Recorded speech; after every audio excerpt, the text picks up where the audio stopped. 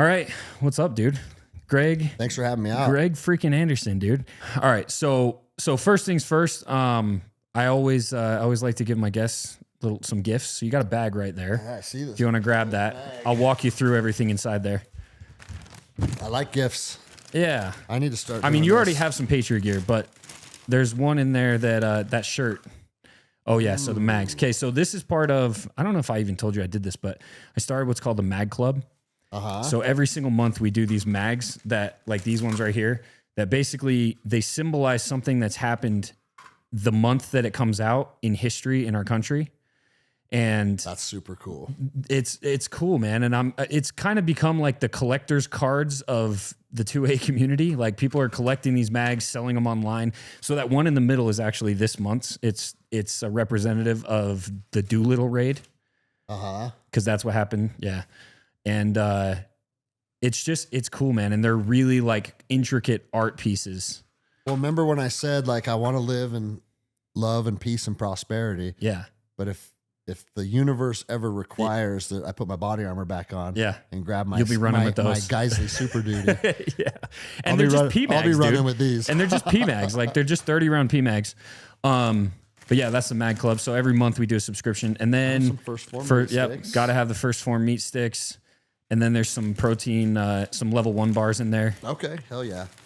Ooh, black. Yep. So we got the blackout Patriot hat. Fan of that. You don't have that yet, right? No, I did not have that one. Good. I do now. Yep.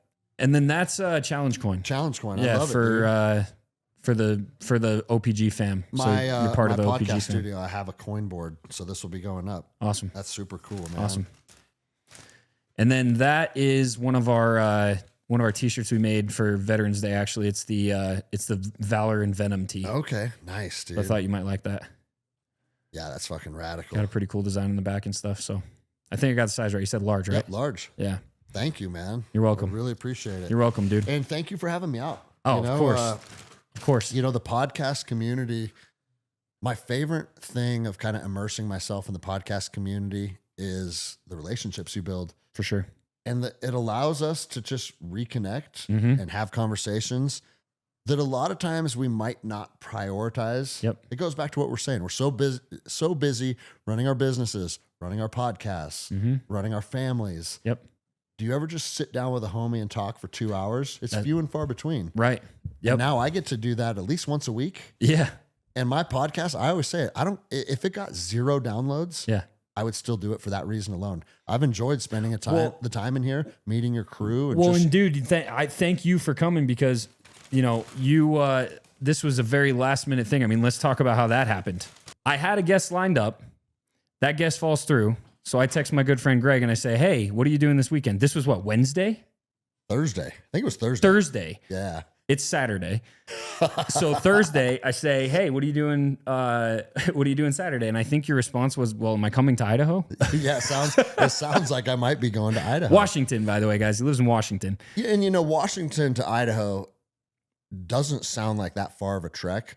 But I'm on the far side of Washington and you're on the far side of Idaho. Yeah. So it's a 14-hour drive or something. Yeah. So I ended up just catching a quick flight to me and Jenny to Jackson Hole. Yeah. It actually worked out. It kind of turned into a little date weekend. Yeah. And we haven't had that in a while. Our oldest just got her driver's license. And that kind of gives us the autonomy to be able to just get away a little bit. So this is our first time experience of this. It's awesome. So thank you for that. Dude, yeah, but here's the other side of it too. I run a podcast. I know what it's like to sometimes have things fall through and trying to get guests lined up and all that stuff. It can be somewhat stressful at times, but what's more important than that is I believe in, I call them like the doors of opportunity, right? Yeah. Where someone invites you to go do something. Yep. And even if it's something in the back of your head that's like, oh man, that's not going to fit into my schedule, or I don't know if I have the money or that kind of stuff. One of my ethos is just always step through the door of opportunity because you never know what's on the other side of that. I love it. And so coming out here, talking to you, meeting your team, doing this show, someone somewhere will benefit from this. And I know that's the truth because I've seen it play out 1,000 times in the podcast world already. Yeah. So, well, for sure. And I mean, dude, I think I did your podcast, it was 2 years ago? Because we've been friends for like 5 now. And it's it's funny because it's just, life has, that itself was the opportunity, right? Because this is technically episode 2 of my podcast. Yep. I would not want anybody else to be in episode 2, bro. This is awesome. And here's the other thing too. It wasn't just like, oh fuck, dude, I got no one. All right, well, I guess I'll reach out to Greg. Like I saw you already talking about it online because you made those videos saying, hey, who would you like to see on? Yeah. A handful of guys were like, dude, have Greg on. Yep. And so we were already getting connected. We were already planning on doing this. This just expedited the process. So for sure. It's funny. I can't remember where I heard this, but I heard someone say the other day that if you got stuck in a third world prison and you only had one phone call, I'm lucky and I'm blessed enough to have now like a couple, maybe a few people that I would call. You're definitely one of those people, bro. You would be, just so you know. You. If I ever get in that situation, you're the call. I'm honored to hear that. You and like 2 other guys that I know. In all truth, it's funny. We refer to ourselves sometimes like former action guys. Bags. Yeah. Because like I used to be, I came from 75th Ranger Regiment. So do that. I'm sorry, that's my bad. Introduce yourself. But like tell people a little bit about your history, who you are, because you have a awesome like rap sheet is what we'd say, I guess. And I know you're very humble, but I want you to tell people who you are and what you've done. Yeah. So like a lot of young men, I graduated high school. And I knew that I hated school and I knew that I wasn't ready to go turn wrenches or dig ditches. I was like, I just want to do something different. And every time I talk about being called to do military service, it wasn't because I was like this young patriot, had this burning desire to serve my country. That sounds cool to say, but the truth is a lot of us were just kind of lost kids that didn't have a lot of direction, didn't have a lot of aspirations. And it's like, what do I want to do? And the military appeals to kids like that. Sure. And I don't know where this came from in my mind, but I was like, if I'm going to go in the military, I'm going to do something really hard. And I said, I'm going to be an Army Ranger or a Navy SEAL. And the truth is, at the time, I didn't even know what those units' capabilities were, what it took to go through selection, what was required. It's just like that. Those guys sound badass. I'm going to be one of those guys. And, it's funny because I went to the recruiters and I talked to the Navy recruiter and I talked to the Army recruiter, and the Navy recruiter just seemed kind of douchey. And I remember I was 17 at the time and I was like, oh, I think the Navy guys are dorks. I'm going to go in the Army. And it's like, dude, basing a career choice off of talking to 2 people. That they represent the organization as a whole, you know, which is actually for you recruiters out there, that's something that's important to think about. You literally do represent that entire organization. And the guy in the Army recruiter had a Ranger tab on and he seemed badass. And I was just intrigued by his stories. I was like, okay, I'm going this way. And so, I went into the Army in 1999, right out of high school, and ended up going into the 75th Ranger Regiment. And that process is you go down to Fort Benning, you go through boot camp, you go through airborne school, then you go through the Ranger indoctrination program. Then they give you an assignment at the 75th Ranger Regiment, which I got 2nd Battalion up at Fort Lewis, Washington. Then you're there for a little bit. You go to Ranger school, and literally my last day of Ranger school was September 11th, 2001. Deployed. That was it, man. We were getting ready we had our parachutes on because your last day of Ranger school, you jump into Fort Benning, Georgia. They fly you up from Eglin Air Force Base, Florida. You jump into Benning, you turn your gear in, you graduate, you're done. And they're like, hey, President just grounded all planes. Come into the auditorium. We have something to talk about. And it was 9/11. That's crazy. That was the day after. So we knew at that point, oh, we're going to war now. Wow, dude. So peacetime. What does that feel like? Were you ready? Pumped, bro. You were ready? Bro, we were pumped. It's funny, man. Like a lot of people, there's almost like people are almost apprehensive to talk about how fucking fun war is and how cool war is. And we can talk about this for the next 2 hours because at 44 years old now, looking back on why we were there, what we were doing, like I am full belief that it was corruption within our government. There were no weapons of mass destruction.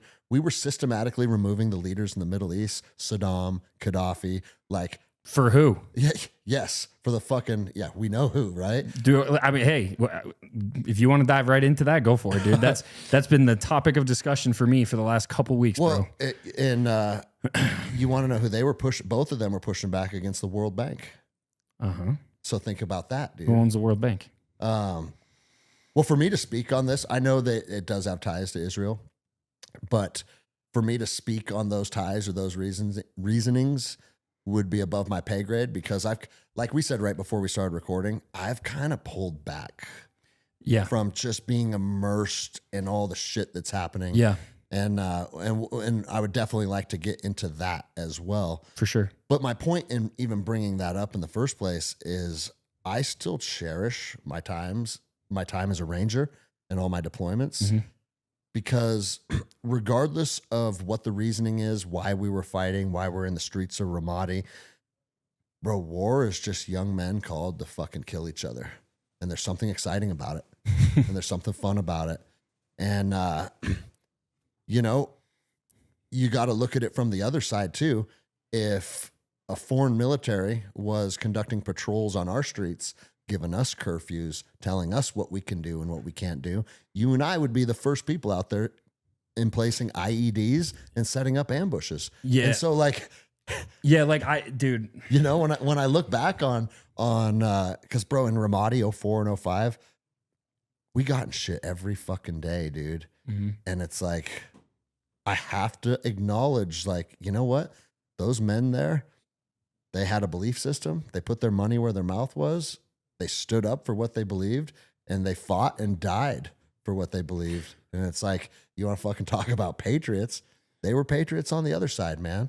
Well, and that's, you know, so most people that follow me know this, but if you're new, you know, I'm not a veteran. I've never served in law enforcement, anything like that. Like, I'm just a civilian. I'm just a normal dude that has decided to speak up about things. I think a lot of time I get a lot of crap for that, which is really funny, because the crap never comes from veterans. It always comes from people who just have big mouths, right? As a matter of fact, most veterans... I didn't know that you had an obligation to serve in the military to be patriotic. Apparently, right? But and dude, this is what I say. Like, the reality is, I don't want to be in the military. You know, like, I don't have that same mindset. Like, I want to be a father. I want to be a husband. I want to, you know, enjoy the freedom of living in America and not have to go to war. And I don't have any desire in me to go and fight a banker's war. And like, I know that you didn't know that at the time, but even so, like, we differ in the fact that that's not what I want to do. But that's why I'm so grateful for people like you, because at the end of the day, you're doing something that I don't want to do so that I don't have to. Yeah. But it's what you said. Like, I always thought I would be the person, though, that, you know, if I got called up, I would go to serve my country, right? But I will tell you right now, dude, I never thought I would say these words, but like, if I got called up, if there was a draft or something, and no way in hell, bro. Not going. No way in hell. Straight up, bro. But if they came here, to your point, right? If they came to America, if it was on our soil, yeah, I'll be the first to go. Because that's us, right? That's actually defending our homeland. And, you know, you gather wisdom with age, right? So when I look back on that, I have to ask myself, man, what the hell were we doing, right? But your 20-year-old brain isn't asking yourself that. Your 20-year-old brain is like, let's fucking get it on, you know? Yeah. And they used to say these, you know, they would tell us like, hey, we're going to fight them over there so we don't have to fight them over here. And all those little things, like, they resonated with you when you're a young ranger. For sure. And easy to mold the minds. And it's funny, man, because did you see the new Black Hawk Down documentary? No, bro, I wanted to see it. Watch that. Because I love the movie. I mean, dude, the movie's awesome. It's fascinating because they give the perspective from the Somali side as well. Interesting. But it's not like they're not smearing us or trying to make us look bad. Right. It's literally like, hey, this is what the U.S. troops believe they were fighting for. This is what the Somalis believe they were fighting for. And it literally didn't have an agenda. It just told the story from both perspectives. I love that. And when you listen to the story from both perspectives, you're like, fuck, man, makes sense. I get it. Right? Like some of the Somali fighters were like, dude, the helicopters came over and like they shot up some buildings that had elderly people in them, man. And they killed some of our senior citizens. And as soon as they fucking did that, I decided Yeah, someone's grandson took to the streets. I am going to kill as many Americans as I can until they leave our fucking country. And it's like exactly what you just said. You're somebody's grandparents. If some foreign military was here and shot my grandparents, well, we have a problem now, right? Well, and I'm not even casting shade at the United States for that, because collateral damage is a part of military engagements. Yeah. I've seen it firsthand more times than I care to count, dude. But at the end of the day, you have to understand when you fuck up like that and when you have catastrophic outcomes, man, you are going to empower There's consequences. the propaganda on the other side Yeah. for them to fucking start to build the resistance. I mean, human beings have been fighting over territory since the beginning of time. Right. And that's just part of the human experience. I don't know why we have to be fucking involved with it. And here's the thing, man. Like, I think we're both kind human beings that want to see the best for humanity. Yes. I'm not going to say that I support one way or the other, because at the end of the day, when you're watching fucking women and children get killed, it's like, listen, I think we can all agree that's fucked up, right? But I also think for America, because, bro, I walked that path for fucking 10 years where I was I have 14 combat deployments to the Middle East. Yeah. And the conclusion I've come to is like, as we're spending all of our time and effort and resources on the other side of the world, we're watching our own country implode. Right. And it's like, how about we don't give money to fucking anyone? How about we don't give money to Ukraine? How about we don't give money to Israel? And we build America into the superpower it's supposed to be. Now, also, I think I'm safe to assume we're both very charitable people. I help a lot of people. Yep. Before we started recording, you talked about some of the things that you did to help people in the North Carolina disaster. Both of us have a charitable heart, but you can't have a charitable heart until what? Until you're good first. When your house is good, now you can help your neighbor. Absolutely. But you try and help your neighbor when your house is broken, it doesn't work out well for any party involved. Right. That's what we're seeing right now. Yep. But again, it's also rooted in deep-seated corruption, backdoor deals. And I can tell you, man, too, like, again, I don't fucking take a side on this necessarily, primarily because I don't necessarily care. But also, like, let's just be honest with what's going on here. Yeah.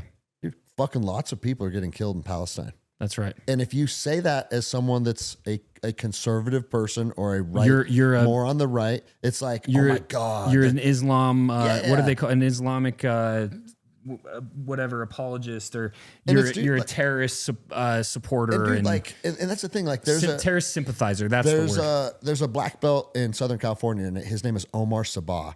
And him and I have met in competition a handful of times. And it's funny because when you compete against somebody 1 or 2 times, 3 times, it actually kind of bonds you too, right? So we follow each other on Instagram, and he went to Palestine with a friend of his that's a doctor. And him and I talked about it. This isn't some fucking like propaganda that they staged a hospital with like rubble and kids bleeding. He's like, bro, I was there. I saw it. I know him. He's like, dude, I was there with my friend who was a doctor, and we went there to help these people. So many kids were killed. So many women were killed. And it's like, dude, I know it's fucking cool for you to stand up on your fucking pedestal and say, kill them all and let God sort them out. But you go fucking in the streets and fight to the fucking death. Because I've done it before. And half of these motherfuckers sit back here in America and say that shit. They don't really know what it means. They don't know what it entails. They don't care either. No. And it's like, you want to see dead fucking kids on the street? These people are expendable. Because I have, man. Yeah. And there's nothing fucking fun about it. There's nothing funny. There's nothing cool about it. It's fucking collateral damage from war. And I'll say this too. At the time, 22-year-old Ranger, at the time, it didn't bother me because, well, fuck those kids. They're going to be future terrorists. It's all part of the propaganda that we're being fed. Now I'm a father. I have a bunch of kids of my own. You realize, bro, kids are kids. Yep. Born over here, over there. They came into this world just like your kids came into this world. Yep. And now they're fucking stuck in the middle of this thing that they didn't pick. Yeah. Where's the humanity at in that? That's and right. just to even recognize it or bring it up. Now Some people get upset about it. Oh, dude. for It's sure, bizarre. bro. Even just, and that's the thing. The main reason why I started talking about this is because, just like you are, like, I'm very America first, but I'm actually America first. America first means America first. We can't pick somebody up off the ground with two broken arms. Well, and here's the thing. Here's the thing. If we were to able to get our economy booming, get our military to be, then we should absolutely help other people. Once we have the capacity Yes. to help other people, I don't think there's anyone on the right or the left that would say, "Well, nope, don't do that." No. If you have the means, by all means, right? But we're not seeing that. No, what I always like to say, and people have probably heard me say this a million times if they hear me on other podcasts, but it's the best way to describe it in my opinion.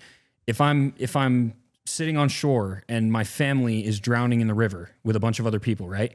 I'm going to dive in, save my family, bring them to shore, give them a sandwich, make sure they are as comfortable and as safe as humanly possible, and then I'm going to dive in and try to save whoever else is in there, right? But I'm absolutely going to dive in and try to save them once my family is safe. That's America first. The same concept, bro. And so the reason why I started talking about all this recently is because I don't see this as being an America first policy. And quite frankly, people come at me about, oh, well, you're not loyal to Trump and blah, blah, blah. And it's like, no, dude, I'm not. You're right. Absolutely. Thank you for pointing it out. Like, at the end of the day, I vote based on my principles and my values. And when the people who I vote for go against those, bro, I call it out. What does being loyal to Trump mean? Nothing. It's called a loyalist. Like, dude, and we I fought voted against for Trump too. Yeah. And if I had to run it back, I'd vote for Trump again. Same. You know, like, yeah. But it doesn't mean you can't criticize. Look at what our options were, right? Exactly. 100%. That doesn't mean you can't criticize. But we traded one war for the other. And that's why I've been so loud about this. Cause I'm like, dude, we fought against this Ukraine thing for so long and putting money into Zelensky's pocket and blah, blah, blah, blah, blah. And then all of a sudden we literally just flip the table and do the exact same thing to another country.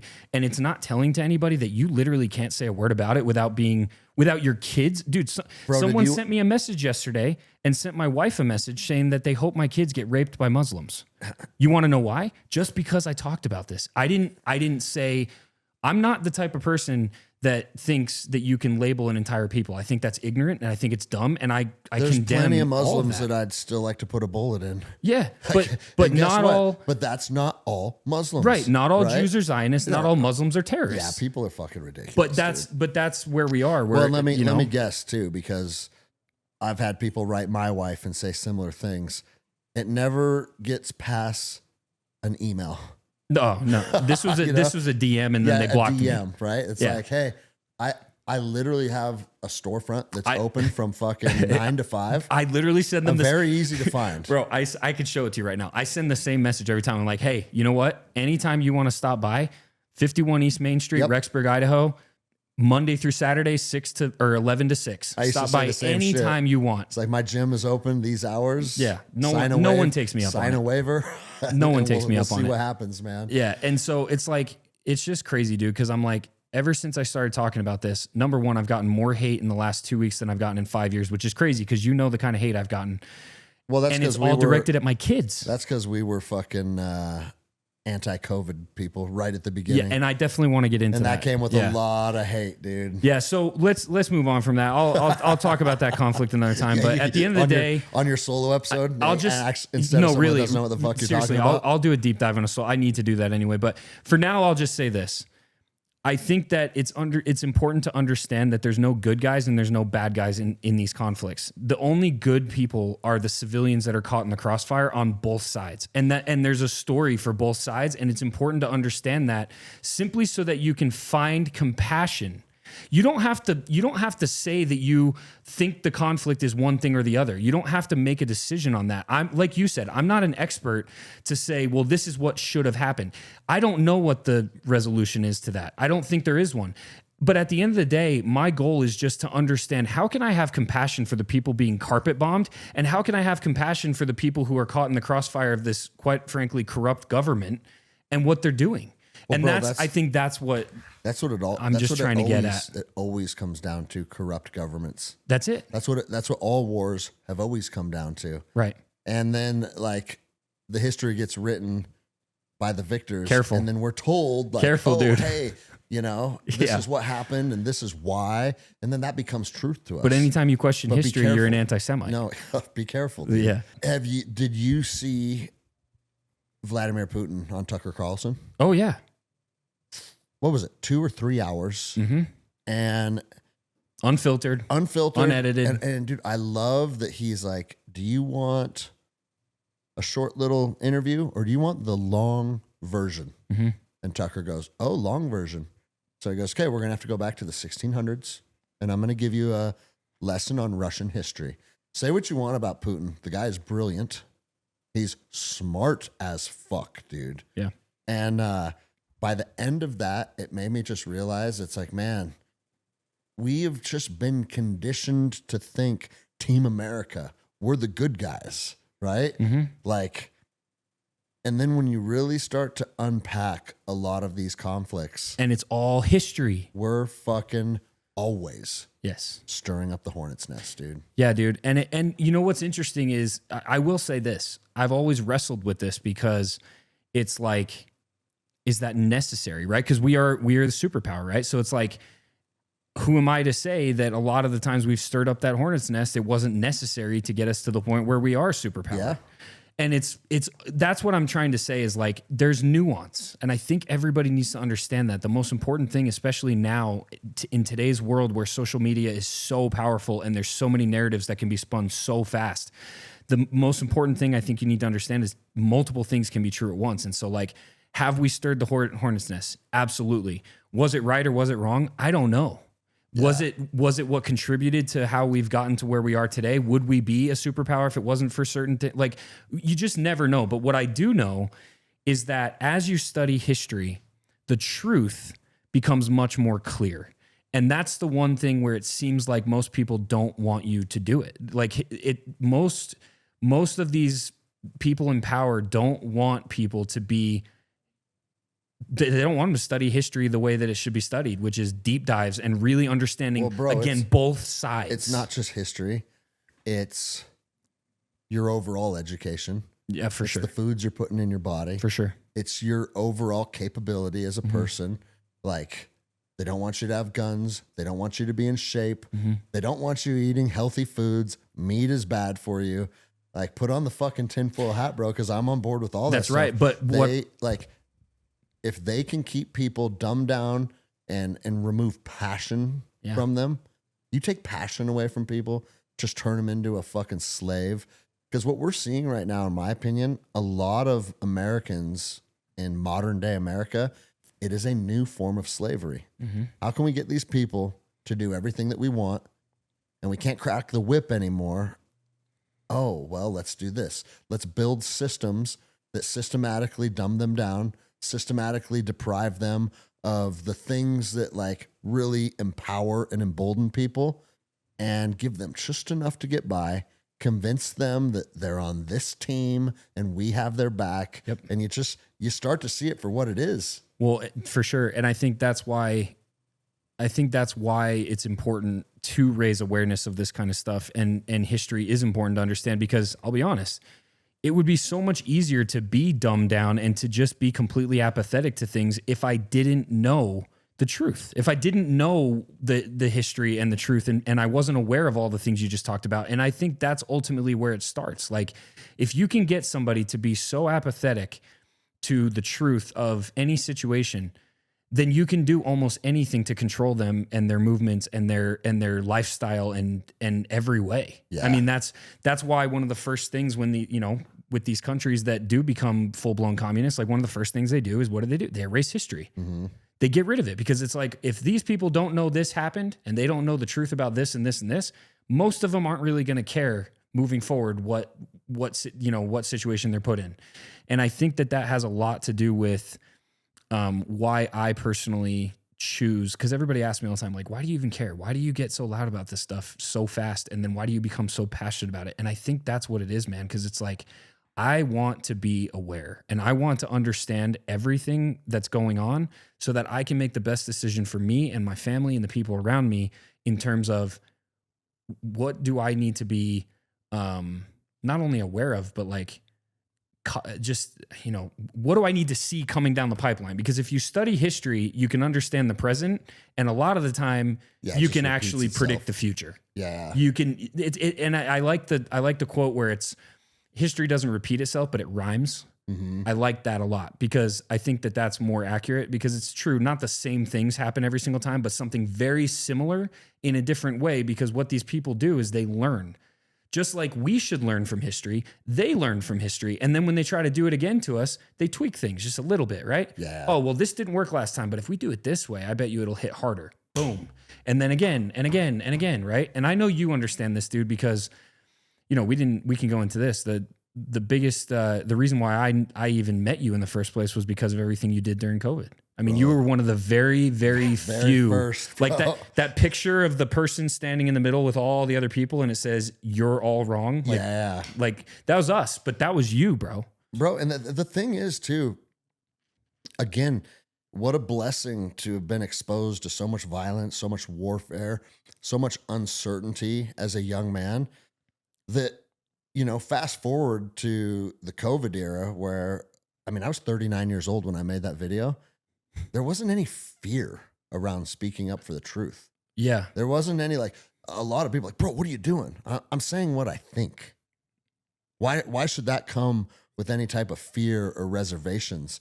Like, I fought all over the fucking world for this country, and now I can't even say what I think. Right. Like, what the fuck are wrong? What's wrong with you guys? And especially other police officers. And so I'll unpack it. Yeah, so tell the story because I think a lot of people probably don't know. That aren't familiar with the story because it's 5 years old now. But, you know, 2020, right when COVID kicked off, I was a police officer in Seattle. And I'd been in law enforcement at that point for nearly 10 years now for a couple different agencies. And we started to see all of these things transpiring that just didn't really make sense. And again, like I even said back in the early days, listen, I'm not a fucking doctor. I'm not a virologist because suddenly if you didn't have one of those two titles, your opinion didn't matter anymore, right? But I do have common sense and I understand people. And like you said, I understand history, I understand patterns. And I started to see this play out very early on. And it was, regardless if you were for it or you were against it, it was out of alignment with the American citizens' constitutional rights, period. That's not up for debate. That was it. Right? That's where it stops. And so, like, that's the end of the conversation. So as a police officer, I can tell you, when I am asked to enforce a law, it has to be legislated. It has to be on the books as a law. When I make contact with somebody, I have to have what's called reasonable suspicion or probable cause that this specific law is what they violated. Right. And if I end up arresting them, there's a literal block on the arresting form, RCW blah, blah, blah, for trespass or for car prowl, possession of whatever. Like it's very black and white. Yep. Now, when you're out on patrol and you're trying to figure out who committed what crime, what this person's doing, what that person's doing, there is a lot of gray areas in law enforcement, right? And that's why you have what's called discretion. But never in your ability to have discretion does it allow you to ever violate anybody's constitutional rights. In fact, we err on the other side of that. Whereas like, hey, I think this guy is the guy I'm looking for. His pants match, but I got a couple other things that make me kind of uncertain. You always err on the side of their constitutional rights. And so if you don't have facts and circumstances that you can articulate, you don't get to stop or arrest or detain people. We saw fucking cops all over the country arresting and detaining people. And from beaches, bro. From beaches. From skate parks. Yeah. And it's like, oh, I didn't know that fucking surfer in Malibu, fucking, or a paddleboard. You had police boats chasing a guy. And I was sitting in the lunchroom with 20 cops when that was going on. And I said, I didn't know that we owned the fucking ocean. Did you get, in that moment, did you get a lot of crap for that? No. Opposite, bro. Behind closed doors, everybody's like, yeah, what the fuck are we doing? But then they go out and they would never do that. I would never do that. And then they go out and they do it. And then you see these cops. It's very easy to say I would never do that. But then when you're asked to do that by your mayor or your governor, what did we hear over and over and over? I'm just doing my job. Just doing my job. Yep. I don't want to be doing this, but I'm just doing my job. The reason you don't want to be doing this is because your moral code it's wrong. Is out of, it understands you are acting out of alignment with your moral code. If I, as a police officer, tell you, hey, you got a DUI and you fucking crashed into this car and you hurt a young lady, I don't want to be doing this, man. I don't want to take you to jail. It's just my job. No, that's not how it fucking works. When people are violating the law and victimizing your community, right. That is my job. That's what I signed up for. Yep. So when you say I don't want to be doing this, every cop that said that, shame on you, because your heart knew you were wrong, but you didn't have the courage to stand up and say, I'm not doing that. I saw it happen over and over and over. And so I forget, it was March when things started to kick off, I believe, right? Yeah, right around there. So March, April, all the businesses got closed down. And here's the thing too, we didn't know what was happening. Like most people didn't. I thought the bubonic fucking plague was coming at first. Yep, same. So we locked down for a few weeks. Yes, man. Yeah. And I'm a gym owner as well. Yep. I have a Jiu Jitsu academy that I still have that I owned and operated while I was a police officer. Mm-hmm. So I shut my gym down and just trying to figure out what's going on. And then you started to see things like, I know lots of guys in the trades. If you were on a government contract, electricians, plumbers, still go to work. Mm-hmm. If you're on a private contract, stay home and stay safe. Yeah. If people were opening up their jiu-jitsu academies and I saw undercover cops going in to bust jiu-jitsu academies, like, are you fucking kidding me? And then I saw the straw that broke the camel's back for me was an undercover operation. And they went into this salon and arrested girls for doing hair and nails. And I was like, you motherfuckers, man. And so I was in my patrol car, I was in uniform, and I literally just picked my phone up and I said, listen, man, I'm not talking to the American people right now. I'm talking to my peers. Yeah. The men and women in address uniform. the police, but you address the force. If you are doing something that is out of alignment with your morals, I want you guys to look in the mirror and ask yourself why you're doing that. Mm-hmm. Because you and I both know laws must be legislated. Your mayor and your governor don't get to, everybody knows this. Your mayor or your governor can't just be like, arrest that man. That's like fucking, that's medieval shit. Yeah. Have him arrested, right? Yeah. Like, for what, first of all? Yeah. Oh, wait, there's nothing legislated to arrest him on? Sorry, sir. Sorry, ma'am. I can't arrest him. It's that fucking simple. And everybody kept arresting him. And we saw fucking Ian Smith get yarded out of his gym in handcuffs. How many times? Yeah. And it's like, we saw that play out all over the country. And Which is so funny because now we're all friends. Yeah, I know, right? But this was my fear. Yeah. The public's relationship with the profession of law enforcement, there's always an ebb and flow to it. And it's like society either loves cops after 9/11 or hates cops, George Floyd, right? There is very rarely do I feel like we can just be normal in between, right? Yeah. And I saw the writing on the wall. I said, we are going to turn America against the profession of police officers. And I said it verbatim in the video. I said, we are going to wake a sleeping giant. That's what we're going to do.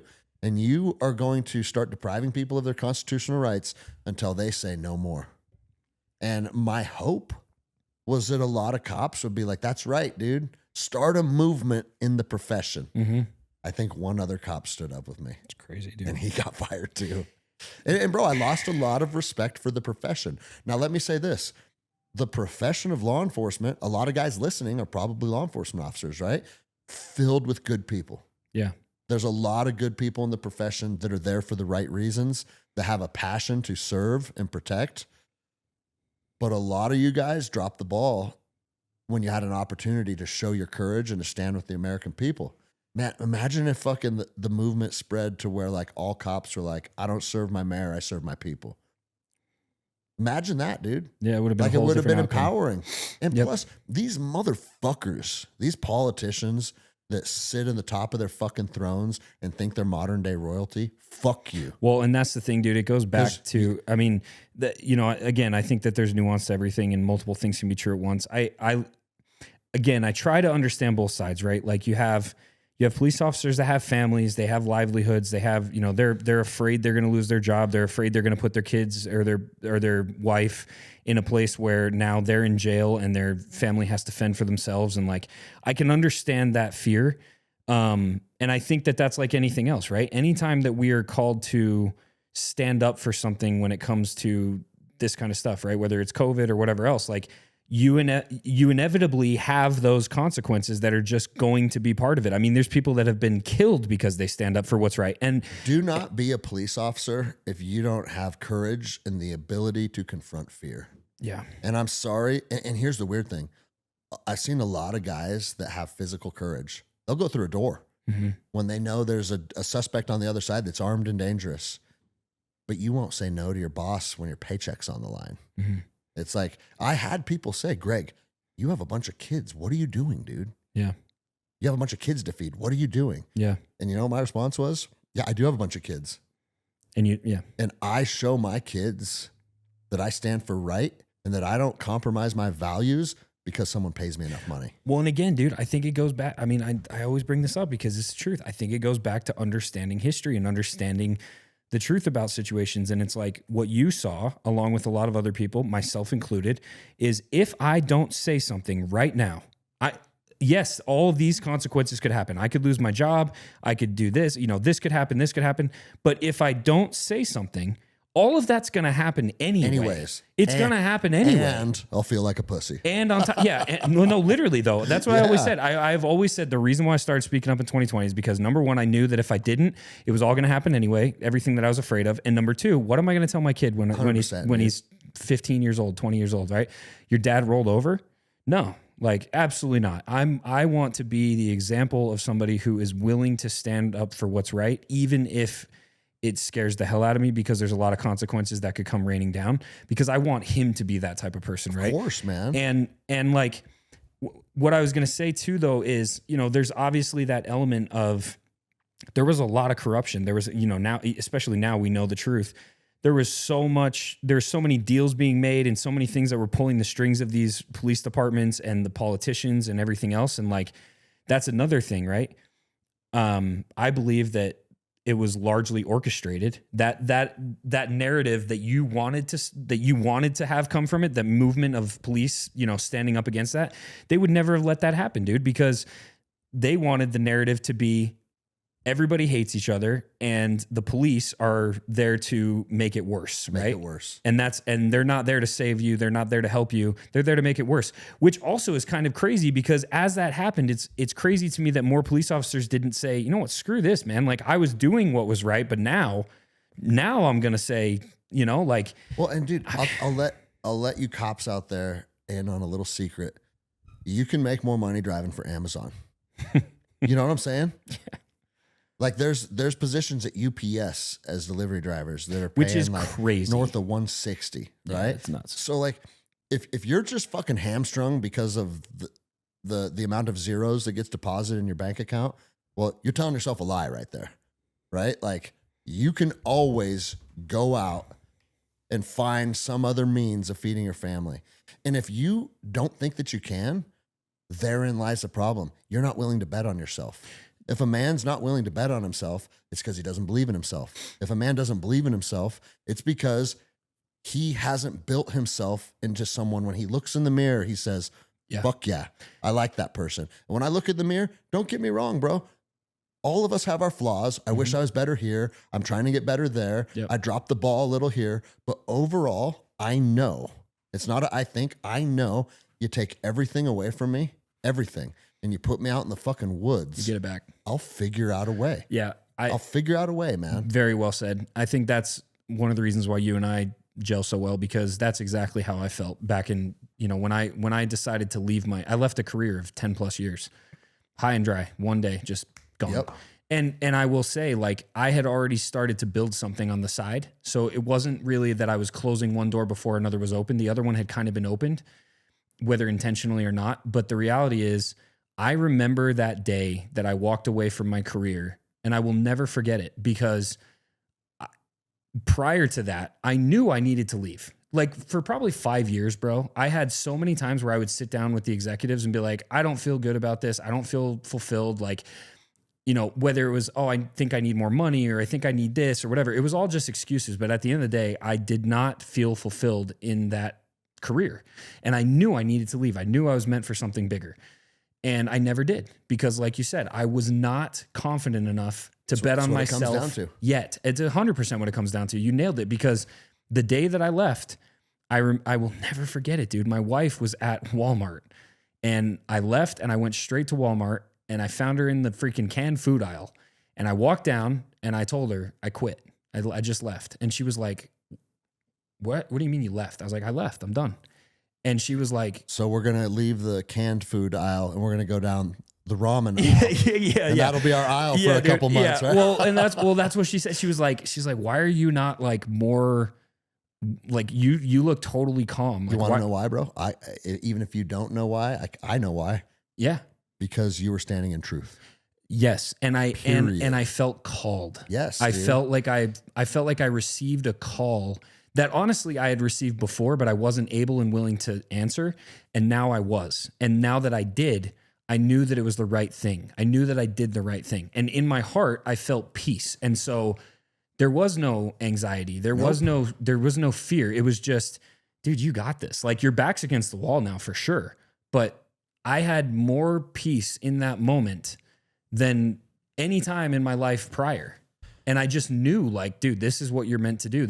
And everything changed. And I bet it felt fucking amazing, didn't it? Oh, dude, it was the best feeling in the world. You said it. You felt it in your heart. Yes. And for people that don't know what that means, like, yeah, your heart chakra is not open up. It's a literal energetic center of your heart where you can literally interpret emotions in it. And dude, it took me a long time to learn this myself, because my heart was fucking dead for most of my adult life, right? Yeah. But this is what I've learned about men in the last couple of years, because I built my business, I built my Jiu Jitsu academy into a business that generates $400,000 a year now, right? Amazing, dude. My podcast has blown up. I'm still pursuing fitness goals. My marriage is in a very good place, right? And so don't get me wrong. I have a men's group where we talk, and I don't call it coaching, because I still have flaws. I still have things that I need to learn. And a lot of times the men in my men's group, I lean on them for stuff. Well, dude, I know that I'm real strong over here and I can help you out. It's a tribe. But what do you think about this? Yeah. Right? Yeah. And one thing that I've learned as I've started to build myself up emotionally, spiritually, financially, one thing that I've learned is a lot of men, that they have a very dim view of themselves. Yep. And they may not say that outwardly. You may not know it, but when they look at themselves in the mirror before they go to bed tonight, they don't like who they see. And not only do they not like who they see, but they're telling themselves the meanest shit that you could tell somebody. And it's like, you will tell yourself things that you would never dare tell me. You would never say the shit to me that you say about yourself. And why is that? It's because we have become comfortable being very hateful towards ourselves. And one thing that I've learned in the last year, I would say, because you said it and it keyed me in on it. You said, man, I knew that I needed to leave this job, but, right? And so when I talk to the men, in either when I'm podcasting or when I'm traveling or I'm doing events, people will be like, well, man, listen, like, I'm struggling with my relationship. And what I've realized is 99% of the time, we already hold the answer in our heart. That's right. If you say, where have I dropped the ball in my relationship? What could I have done better? What does my wife perceive are my shortcomings? And why does she perceive those? Did that just come out of ether, or did I do something? And bro, when you start to realize you hold all the answers in your heart, it becomes a superpower. Yep. Now it just takes courage to follow what your heart is telling you. That's right. And if you develop that relationship with yourself and then you have the courage to follow through, this is where we get kind of woo-woo, right? You can call it God, you can call it energy, you can call it the universe. When your heart and your actions are in alignment, you can't not win.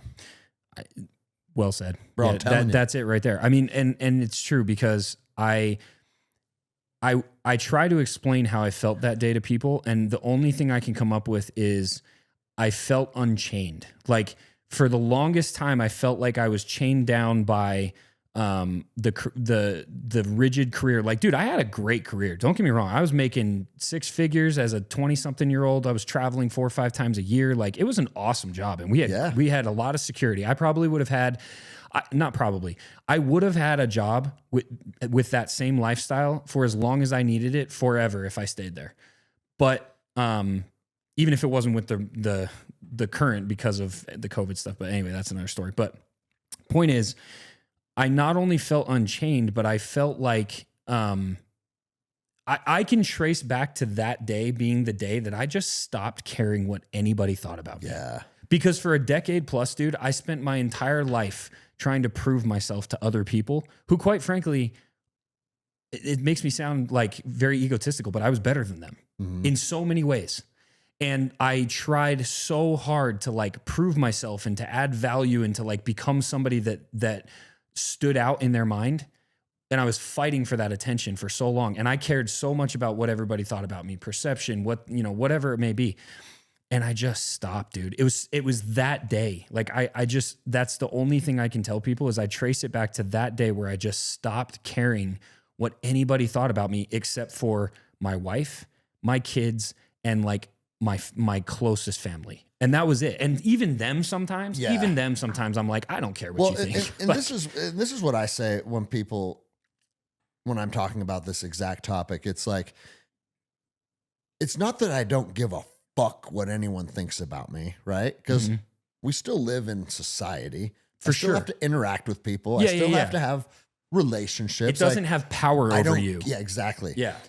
It's that I'm going to be authentically me. Right. And it will resonate with the right people and it will push the wrong people away. That's right. And that's not a sad story. Yep. And sometimes it feels like a sad story because this was your friend, this was your cousin. But here's the reality of it. If you try and appease everybody, you end up appeasing nobody. But for example, yes, and you nailed it though, because for example, if I actually love the way you said that, because I also kind of wrestle with that of like, it's not that I don't care what people think. Like if you called me out on something, for example, and I knew I was wrong, I'll absolutely care about that. And then I will make the adjustments. But the best way to put it is I won't let it have power over me. Yes. Like someone saying something online doesn't have, even though sometimes I'll share it and I'll troll them or whatever, I know that some people think like, oh, he's really affected by it. No. Like it's air, bro, dude. You want to hear something? It's air. You want to hear something kind of funny? These people mean nothing to me. It's almost embarrassing to admit, but it's just truth. Yeah. Is when my story blew up, my Instagram went from 800 people to 100,000. Right.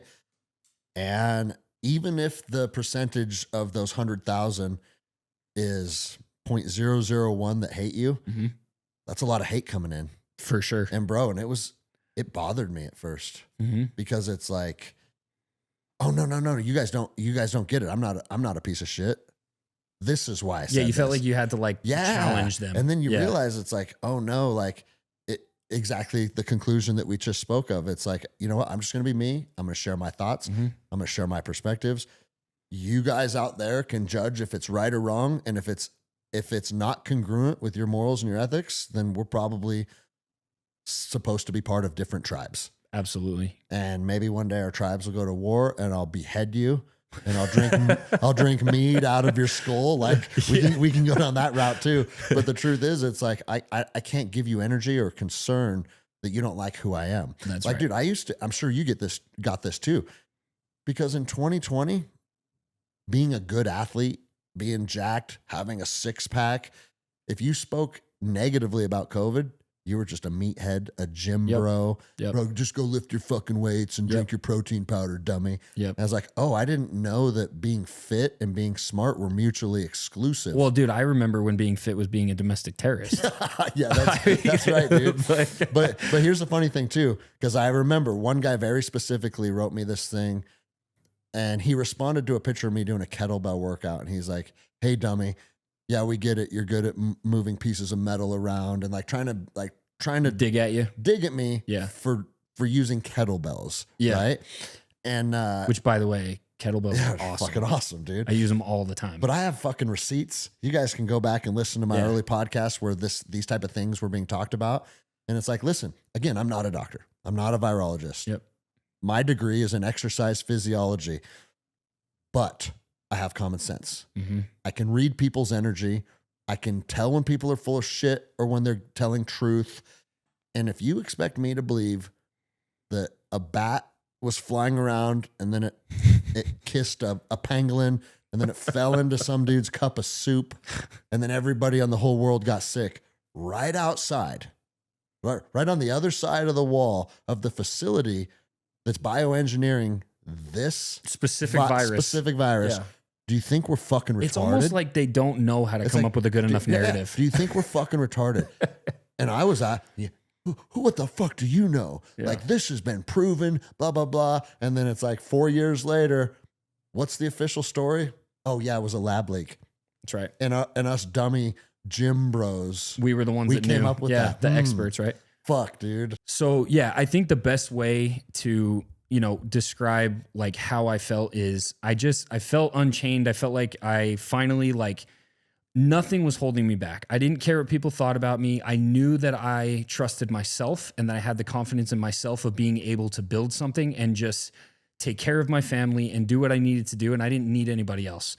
And truth is, dude, it's hard. I mean, it's hard when you put your back against the wall. It is really hard. And I'm not going to pretend like I have it all together. I'm not going to pretend like I'm the most successful person on planet Earth. I'm not. I have all the same issues that everybody else has. I go through it. Business is tough. My relationship isn't perfect. My wife and I continue to choose each other, which is why I think we are able to we're going on 10 years, which is unreal. She's my best friend, but going into, really relying on myself, I think it's come down to the experiences that I've had in my past. I think it's come down to different experiences that have caused me to look at the world in a place of, it's me, man.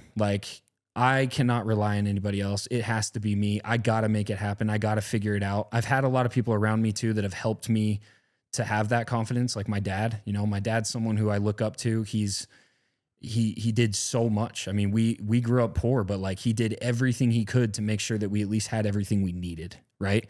And, all these experiences have just created this person in me that, dude, I love myself. I know people, when someone says that, you're like, wait, whoa, no. What? But I love myself. If you don't love yourself, it's time to start implementing some changes. Yeah. I'm not perfect, dude. Bro, I love my wife. I love my kids. I'm happy with my life. They're not perfect people either. Yeah. You don't have to be perfect to love yourself. You know what I think the key to loving yourself is if you wake up today, and this isn't some fucking Tony Robbins mantra, it has to be truth. Mm-hmm. And you said, I'm better than I was yesterday. Yeah. Regardless, and I'm not saying you have to be some fucking jack stud, the fittest dude in the room with the hottest chick, none of that. Most of the time, those guys don't love themselves. Yeah, if you're putting in the work to grow spiritually, emotionally, and physically, that might mean you're 200 pounds overweight and you committed to walking every day and you've been following through on your commitment and the trajectory of your weight is going down and you're starting to feel better. That's the path to loving yourself. I call that baby steps. You know what I'm saying? Just take those baby steps. Yeah, climbing Mount Everest starts with one single step, man. And so I think, and I love what you said too about how the journey is not easy. I still got bills and mortgage and a wife. But what I have noticed, and I think every man should experience this at some time in their life, man, to sink or swim on your own accord. It's free. It feels fucking good. Yeah, dude. It doesn't come, people think that's scary. And sure, it might have elements of fear in it because the unknown can feel scary to people. I think my superpower is that the unknown excites me. Yeah. Bro, I'm telling you, no, I feel not knowing what tomorrow brings. I want to sail the world. I want to do wild shit because the unknown.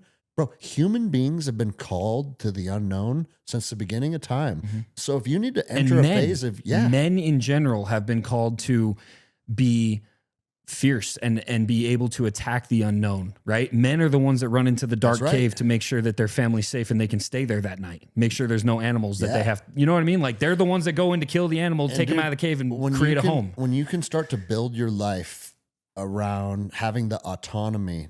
I call it being me for a living. Yeah. Right. And I'm not attaching a certain amount of zeros to it. Sure. I referenced how much money the gyms make because I don't think hiding from money is something that's necessary. No. I think we can be very upfront about money because money is an energy, money is a tool. Yep. And to learn about it, you have to be upfront with it. Right. Yep. But what I need for my family may be very different from what you need.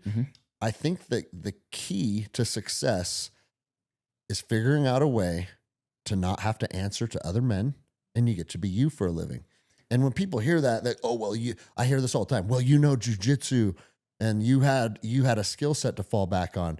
Yeah, I did have a skill set and I fell back on it. Are you telling me that you can't develop a skill set in something? You can't learn anymore? Yeah. Like everybody has the capacity. And I say this to police officers specifically because those were my peers. If you're smart enough to be a police officer, you're smart enough to figure out some type of entrepreneurial journey. It just has to come with some self-belief. And usually that journey is riddled with imposter syndrome. I'm not good enough. I'm going to fail. And all those things become self-fulfilling prophecies. Well, yes, I agree. And I think it also comes, like you said, I love what you said about how I embrace and I love the unknown, because there's multiple times where I'll come home, dude, and I'm defeated. I'm toast, right? And my wife can see that. Yep. And she'll be like, are you okay? Like do you want to ever go back to just working a normal job? Like you seemed like you're happier. She'll say that sometimes. She actually said this the other day, actually. And I literally told her, I was like, no, I wasn't happy. I may look like I'm upset right now, but it's fulfillment, dude. It's the difference between being fulfilled. When I was in my other career, I never truly felt fulfilled. That's right. And because of that, it was another level of depression. Yep. Now, when I come home feeling, defeated, or I'm like, I look like I'm upset or whatever, it's not the lack of fulfillment. It's just that I had something happen where it was like, man, that sucked and it kind of took me out, or I'm really tired or whatever, but like I'm 100% ready to run into the darkness again tomorrow. And I embrace it because I know that if I don't, who's going to? And that is power, dude. That to me is like, I love that feeling. It's hard. Don't get me wrong. Like it's hard. Anybody listening to this, if you're starting to, on an entrepreneurial journey, understand that it is hard. But I will tell you the other thing too, and I know you'll understand this. One of the number one things that I did in my life that has actually helped me to get to the point where I can say that I love myself is therapy, bro. Like I met with counselors. I'm not afraid of saying that. I did it as a kid, but then I did it as an adult. And sometimes when you're able to pry up those floorboards and see all the nasty stuff that's hiding underneath it from experiences that you've had in your past or whatever, and like the things that really just stick with you, dude, it changes you as a person. And it makes you realize like I know that when I realized what I was allowing to hold me back, and we can go into that in a minute if you want, but I remember thinking to myself, I made it past that, dude. Yeah. Like, look at me. Like I have my own business. I have a family. I have a home. Like I own my home. I have 2 kids. They don't need anything. I have all these cool people around me. People look up to me. I'm able to make cool things happen. I'm able to serve others. I'm able to give money to people. Like, look at all the amazing things I've been able to do, even though I went through that. Well, bro, you had to go through that. Yeah. No, I 100% did. That's the dichotomy in all of this. So I'm sure you have, being in the military and being through the things you've been through, I'm sure you have really and honestly, bro, you can get as dark as you want because I want this podcast to be real for people. Do you have certain experiences where like right now, if you think about it, you're like, that changed me forever? I would say I love this topic because this is one that resonates with a lot of veterans. And I do have buddies that have a single moment in time that has changed who they are. A story comes to mind, a friend of mine, he called for fire, meaning he called a fire mission on a target that he thought was 2 Taliban scouts, like trying to overwatch their position, and dropped the bombs. And he went and did a BDA afterwards, a battle damage assessment. And when he got up, he realized it was two kids from the village watching him. They were 8 and 10 years old. Jeez, and his sons back home were 8 and 10 years old. He's like, just dropped a bomb on my sons, dude. That's what it felt like. Because it's the same thing. He did do that to another man. And that has been something that has been very hard for him emotionally. And he's like, bro, I wake up at night seeing their faces and shit still. Like, it's hard for me to get over that moment. Now, I've had moments, if I'm being completely honest with you, I've shot dudes that probably didn't deserve to be shot. And at the time, we would laugh about it. Yeah. And that's fucked up, right? Because I was in Ramadi and Fallujah like 04, 05. ROEs would get issued, and it's anybody with a gun, kill them on sight. ROE, explain what rules that is. of engagement. Yeah, rule, okay, right? And so and here's the fucked up thing: the ROEs would change almost daily. I've heard that based on intel, based on so it's manpower. Not a set, no, man. Yeah. There'd be days when it'd be like, hey, anyone in the city with a gun dies on sight. Like, we're done dealing with this shit, and we're gonna ramp it up. And that would go for fucking Iraqi police too. They'd be like, hey, no one can have guns anymore. If you're seen with a gun, you're fucking dead.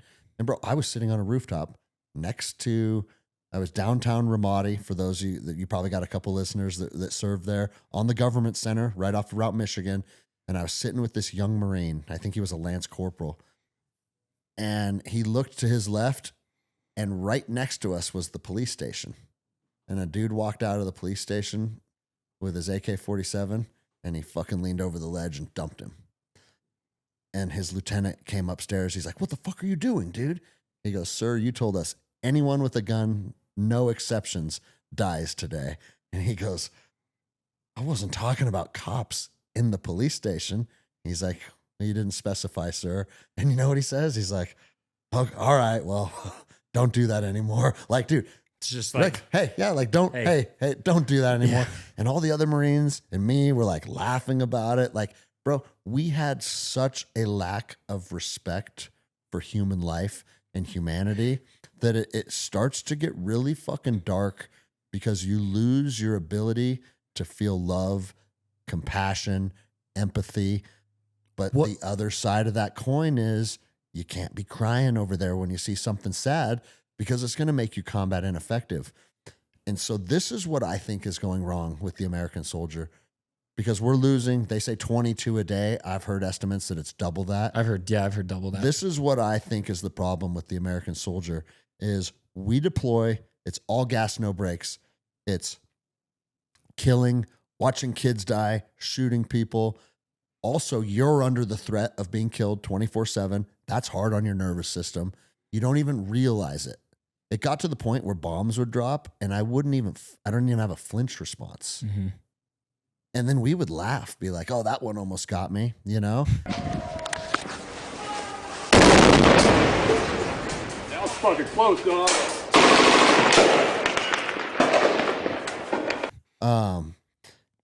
But I think we condition ourselves to be able to perform in that environment, and then we never decondition ourselves. If you look at the energies inside of any human being, it's a combination of masculine and feminine. And men will be, I don't have feminine energy. I mean, that's gay. Yes, you do. The feminine energy is your creativity, your love, your compassion, your ability to nurture. And have you read the Book of Five Rings by Morimoto Musashi? He was the greatest samurai to ever live. Undefeated samurai. He killed lots of people. Yeah.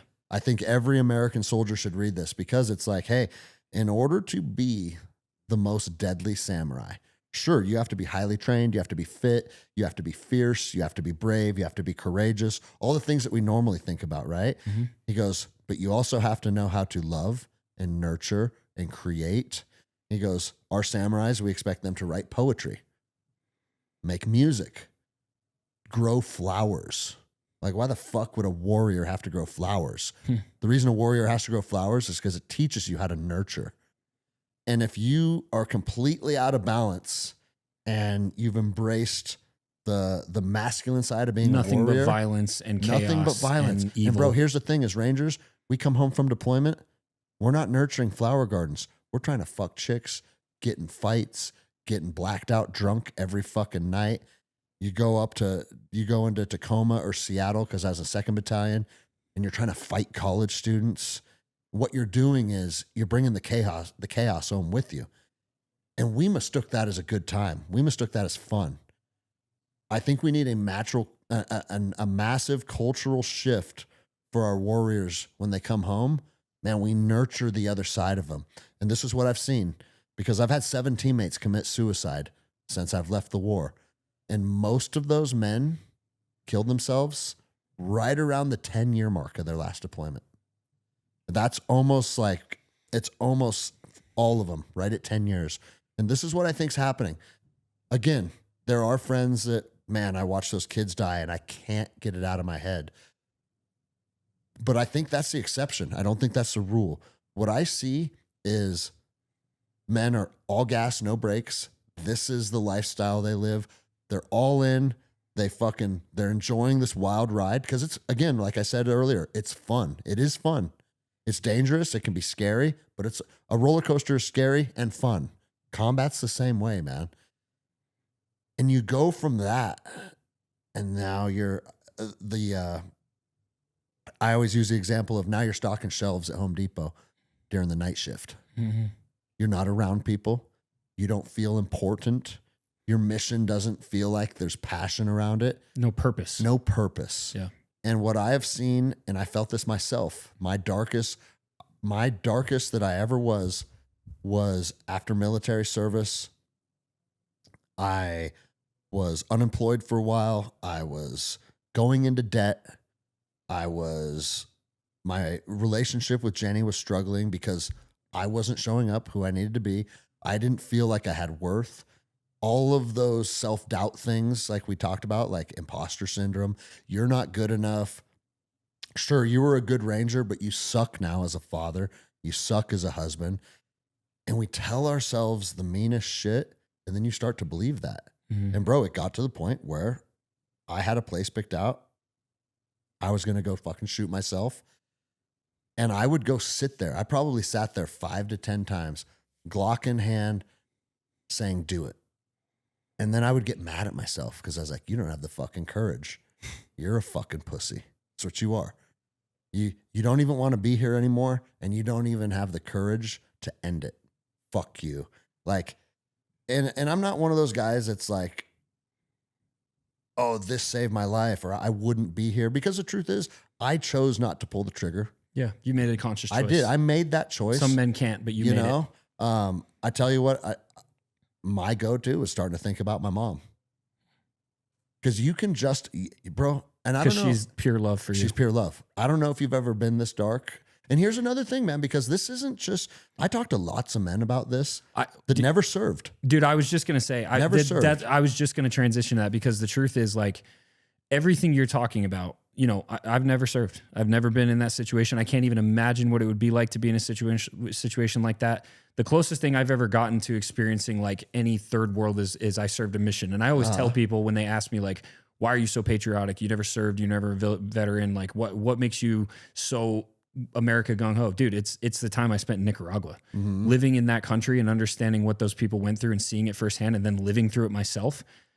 What we have here in America, people don't even understand but going away from that, there's so many similarities to what you were talking about as far as war goes and as far as the masculine and feminine and business. Yes. And not just business, but like I want to call it just entrepreneurship, because entrepreneurship in itself is a battle, bro. And this is what most people just don't understand, especially if they haven't been an entrepreneur or really, like, you know, this is why I think people like Andy get so pissed off with like gurus and all the people that are like, oh, you know, let me teach you how to make $10 million in a year or whatever as an entrepreneur. It's like, bro, the reality of entrepreneurship is that it is the hardest, most brutal thing that you could go through as a man, I believe, as far as like lifestyle goes. It is so hard, so demanding. And you're right, man. I want to ask you, how does that relate? Like, in your mind, how would you how would you compare it to like what you explained with masculine and feminine aspects of war, of being violence and chaos and all this other stuff, and then you have love and nurturing and that? How do you relate that to a man who is an entrepreneur? Because I see so many similarities. And the truth is, if I'm being honest right now, I live in the violence and the chaos and the masculine. Yes. 99% of the time. Well, and this- because I feel like I have to. You have to. But it's right? and it's so hard. Like, let's just talk about this for a minute. It's so hard to go into the feminine once you have all that violence and chaos. Bro, I convinced myself for years, because I was good in chaos, Yeah. that I thrived in chaos, that I loved chaos. Yeah, I say And that when all you I can- say that all the time. And when you convince yourself that you love chaos, you can never relax, dude. And what I've found, and it's funny, man, because again, 44 years old, some of these lessons are just starting to come together for me in the last year or two. But you have to know, like, I have the ability to thrive in chaos. Mm-hmm. As a man, just like you said, if I have to run into the cave and fight the bear, I can thrive in chaos, but I have to know that I can thrive in peace and I can thrive in love too. And when chaos rears its ugly head, I'm not afraid of you. I'm right fucking here. But a lot of men that develop this relationship with chaos start to mistake that for loving chaos. And what you see is they invite chaos into their life. Because, bro, our thoughts are realities. The energy that you sit with and your thoughts and your actions, it's literally going to manifest those things into your life. And dude, I know this sounds fucking nuts, but the biggest shift for me, my academy for a long time, my jiu-jitsu academy, was also a reflection of that chaos. Really? I wanted the toughest. You were the Cobra Kai versus the freaking. Yeah, dude, I wanted the toughest motherfuckers. What's the other one? And it's not jujitsu, but we just got done watching Cobra Kai, so it made me think of that. Miyagi-Do, dude. Yeah, It's yeah. Cobra Kai versus Miyagi-Do. I was like, I don't want fucking pussies in here. Yeah. If you don't have a six pack, you're probably not going to fit in. Like, What's crazy is if we listened to our episode 2 years ago versus right now, I bet you it's polarizing difference. oh, I bet, dude. Yeah, I bet. Because Bro, I mistook the strong masculine energy for being the end all be all. And it's like, yeah, I'm good at fighting. I'm good at shooting. Like, I'm good at getting in shape. But that's one aspect of being a man, right? My academy was a reflection of that. And it was a bunch of gnarly dudes in there for a while. and you saw it happen firsthand. And they were pro fighters, wrestlers, like great grapplers, dudes that wanted to grind hard and fucking like, there's different ways of doing jiu-jitsu. Some styles of jiu-jitsu is more like fighting and then there's other styles of jiu-jitsu that it almost feels like a game, right? Control. And so, and there's academies like keep it playful. Like we're here to have fun. I was always like, fuck keeping it playful. I'm here to try and kill you. Right. What did you see? Sorry to cut you off. It made me think like immediately. What did you see? What was the first sign that made you realize that you had built that masculine chaos experience, like environment versus what needed to be more balanced? Well, one of my black belts is like, hey, one of my neighbors wanted to try jiu-jitsu, but he looked at a picture of us on Instagram and said, I can't have a shirt off in front of those guys. And I was like, that may not You didn't sound like like a that. super profound thing, no, yeah. but it is when you unpack it, because this is what I started to realize. And then, and this was the thing that fucking changed my gym. And I'll give a shout out. One of my black belts, his name's Craig Gorman. He goes, bro, I think we should start a kids program and I'd like to head it up. What do you think of that? And I was like, yeah, sure. Fucking start teaching kids. I don't care. I had no interest in what You do were I just teach like, kids whatever, for? go for it. Do I want a 6-year-old in here? How's that going to make me better? You know? And it's like, dude, when you're trying to build, when you're focused on you, you're not building others up, man. And he started the kids program. And I started seeing these fucking like 6, 7, 8-year-olds in there. Some of them are overweight. Some of them don't listen very well. Some of them have never used their body. You can tell they're fucking raised by a tablet. They can't even do a somersault. And then you fast forward 6 months. Oh, these kids their eyes are a little brighter. Their shoulders are held a little higher. Dude, I'm getting emotional talking about it because they look you in the eye when they talk to you. Mm-hmm. And it's like, I started to see, I was like, oh my, wow. We actually have the ability to impart confidence and strength and empowering these kids. And I started to like buy into this mission. Then I hopped in as a kids coach as well. I said, Craig, you run the little kids, the 6 to 9 year olds. I'm going to run the 10 to 14 year olds. So then we built a group of 10 to 14 year olds. And now, dude, I'm pouring in as a mentor day in and day out. Well, when you have a bunch of young kids being mentored, do you know what a byproduct of that is? Mm-hmm. Their fucking parents want it too. Yep. Their moms want it. Their dads want it. And now we have all of these women. We have a lot of men that are not fucking super athletes. We have a lot of kids. And it was an aha moment. I'm like, Greg, fuck, dude. For the longest time, you wanted to pour in to the strongest, most capable, toughest men in your society. They're not the ones who need it. You know who needs it the most? The single mom that's overweight that lives in fear because her ex-husband fucking used to abuse her. You empower that woman, you will change society. You empower the guy that works at Boeing, riveting airplanes together, who has never been an athlete in his whole life, and he's 40 pounds overweight, and he's skinny fat, and he doesn't know where to go. And you say, bro, come with us. I'll show you. And I've seen those men. We have so many success stories now where people that came from they weren't capable in any sense of the word, and in 2 years later, they love themselves. That's the power of jiu-jitsu. Dude, I got the chills. Yeah, that's dude, awesome. It has nothing to do with self-defense or fighting. And don't get me wrong. Whenever I say that, don't get me wrong. Jiu-jitsu works in self-defense and fighting because I've used it. But that's not what the mission is. The mission is to empower people through jiu-jitsu so they find their value. And bro, that's not for tough men. That's for everybody, including tough men. That doesn't exclude the tough men. That's where I was thinking backwards. And you look at my academy now, bro, we had 59 people at practice on a Monday night, last Monday. 59 people in one practice. And some of them are super athletes. Some of them are pro fighters. You want to fucking get down? There's the guy over, Big Tom's in the corner. Get down with him. Or Eli's mom signed up and doesn't know much about jiu-jitsu. You can go work with her and show her and impart knowledge on her and everything in between. You can grab one of the kids. Like, it's when you see a snapshot of society in your gym, that's when you know you're doing it right, man. Dude, it gives me chills.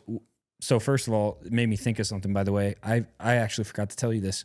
One of your students from your gym, I don't even know if you know him, and I actually can't remember his name now, but he actually came to Rexburg because one of his family members are going to school here. Came to Rexburg, showed up at the store and said, I heard about you through Greg because I listened to the podcast and I'm one of his students. I just totally forgot about that until right now. But that's awesome. It made me, but what's also really interesting, I think I told you this. So my son started jiu-jitsu.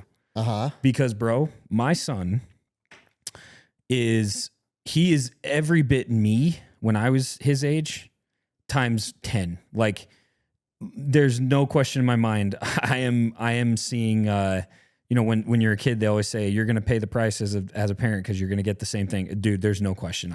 That's what we got. And it's very hard for him to focus, to listen to anybody. He doesn't take orders. Like, he is me, dude. But he's also like 10 times that. And so we got him set up in jiu-jitsu because, we heard that it would help him with discipline, right? And it has, but he's still at the point where what they do is they sit him on the wall. They make him sit on the wall when they act up, and then they let him come back when they separate him from it, right? And it's funny because every time he goes to class, I always ask my wife if I'm there most of the time, but anytime I'm not there, I say, hey, what, how'd he do? And she'll say, well, he was only on the wall once, or hey, he was on the wall twice, or he didn't go on the wall. But what's interesting, dude, is I definitely have seen a change in him, not as much as we want to yet, but at the same time, it's made me like, dude, I'm like, I got to roll now.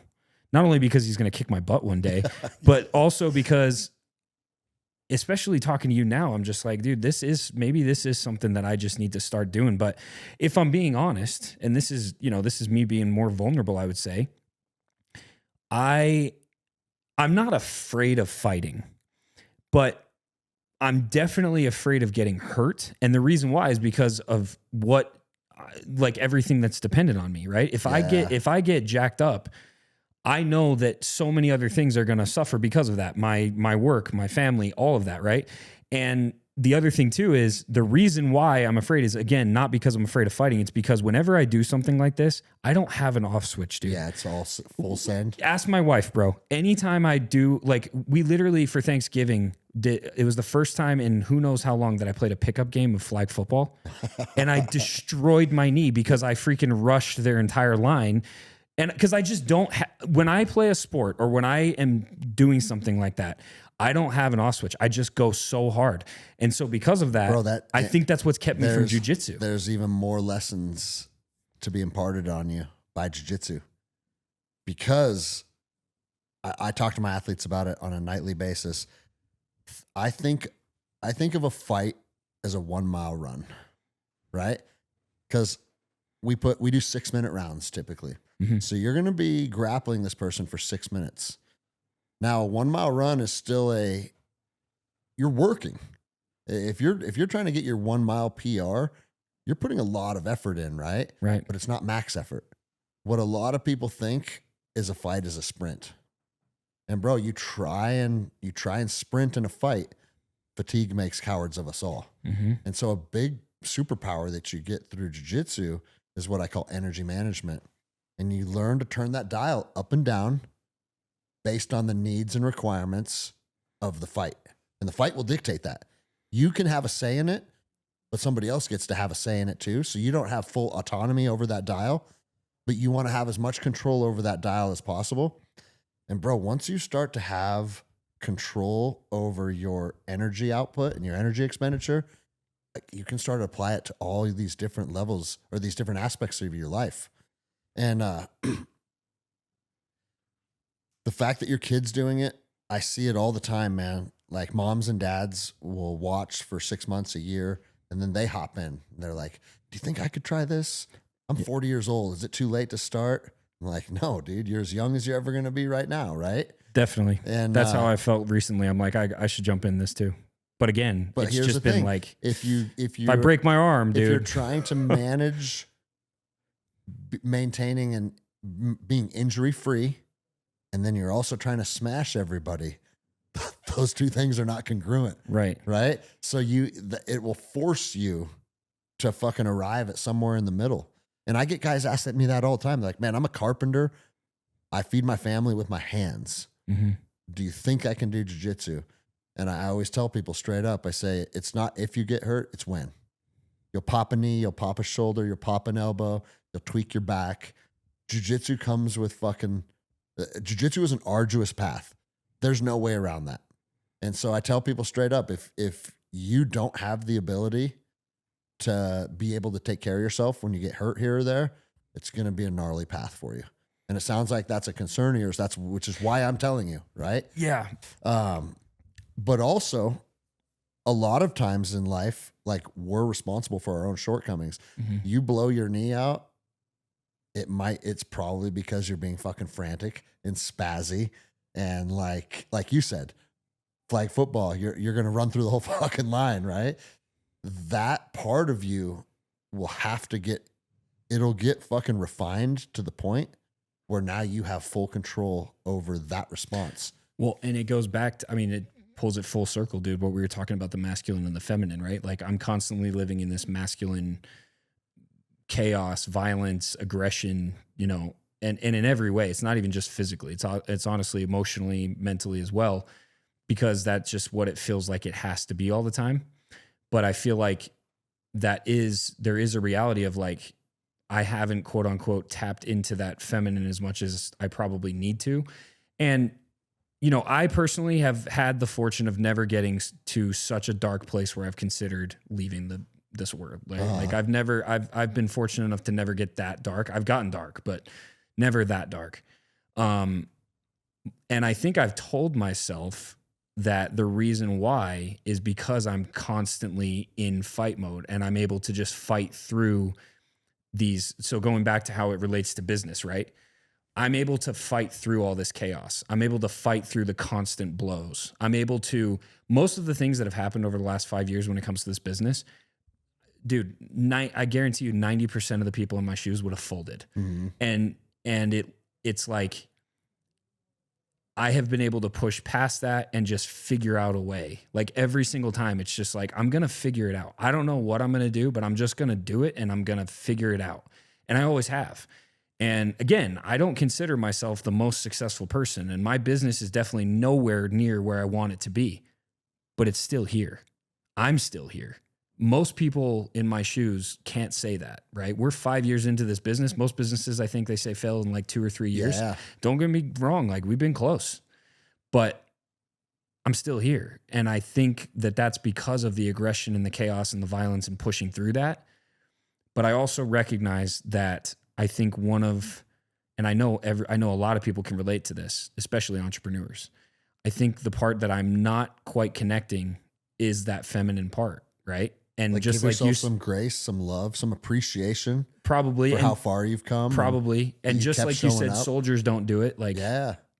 so what's your advice for someone, especially in entrepreneurship or just whatever, that is constantly living in that masculine and aggression? How do you flip it? How do you switch? How do you get the, So I have, and I don't know if this will resonate with your listeners or not, but this was a part of what I'm doing. I've been doing some like shamanic work, and I know like it's when a lot of Christians hear that, they think like witchcraft, evil. It's like, no, it's working with plant medicine, and plant medicine, a lot of veterans will tell you, like, it changed their life. Oh, dude. I mean, who always talks about that? Is it Sean Ryan? Sean Ryan, yeah, the Ibogaine and all that Ibogaine, stuff. yeah. He talks about. And, yeah. And I'll tell you this too, man. I got into plant medicine well after I was already on the trajectory of changing my life. Mm-hmm. So I haven't had any. I've done ayahuascas and some psilocybin ceremonies and whatnot. I have not done Ibogaine. I've done a heart medicine ceremony, which was very life-changing for me. And I think it's just learning about it.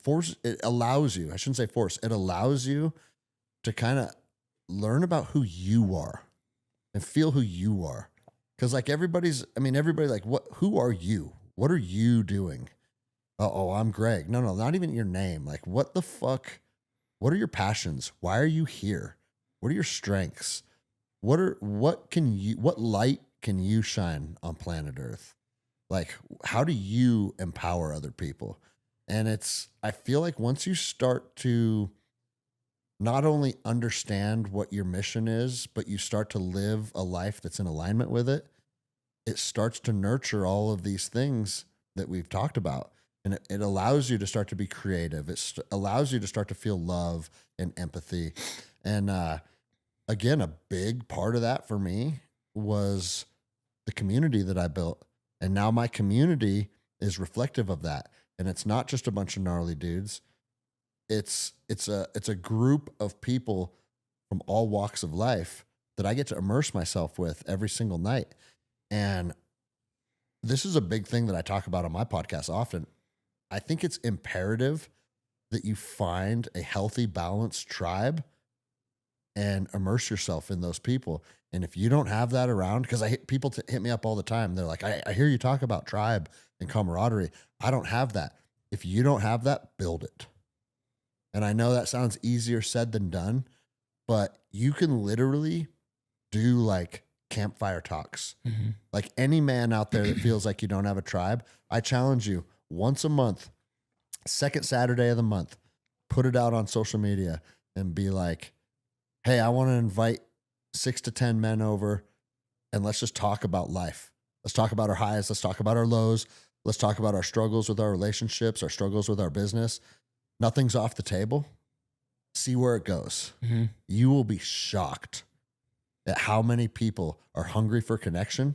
And once you start to facilitate that, man, it starts to nurture your power of creation because you're creating something. It starts to nurture your ability to literally nurture other people. Because, dude, holding space for people is nurturing. Listening. There's more power in listening and then speaking. And you can just hear people's stories. You can feel their energy. And if you would have told me this stuff when I was 20-year-old Ranger, I'd be like, you guys are gay. Like, get out of here with that shit, right? But it's undeniable now.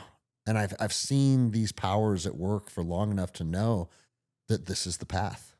That's awesome. Okay. When you were talking about how it's like, how people think it's like witchcraft or whatever, I actually don't think that at all, man. I'm a Christian, but I believe that just like God wants us to study his word and he wants us to understand his gospel and live according to those things, I absolutely think that he wants us to understand earth and understand the natural resources that he has.